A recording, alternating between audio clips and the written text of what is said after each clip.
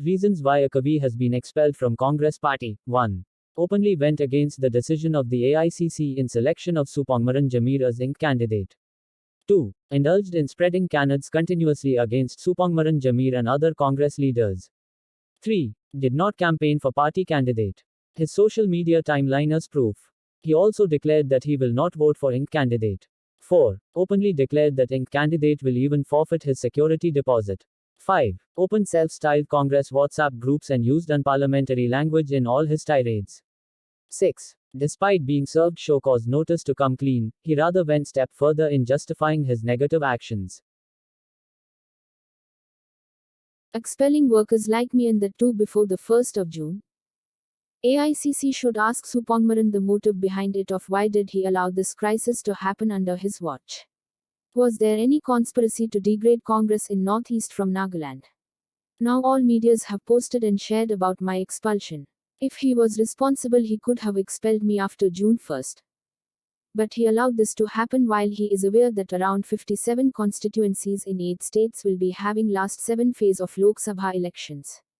It's like they are working for different agendas which has degraded Congress image by bringing my expulsion and bringing out Sri K theory topic in media before the 1st of June 2024. They are already aware that Sri K theory is and was an AICC member at the center representing Nagaland state by virtue of being a former NPCC state president. If I want I could give interviews in all press medias to clarify my stand on why I was expelled. I could do it. But it will bring damage to the party wave at the center as I will opt for speaking in English and Hindi. As a public leader I am also answerable to the public. But at present because of last phase Lok Sabha elections scheduled on the 1st of June. I rather choose to stay silent so that my interviews don't bring any negative narratives for Congress and Rahul Gandhi leadership across India.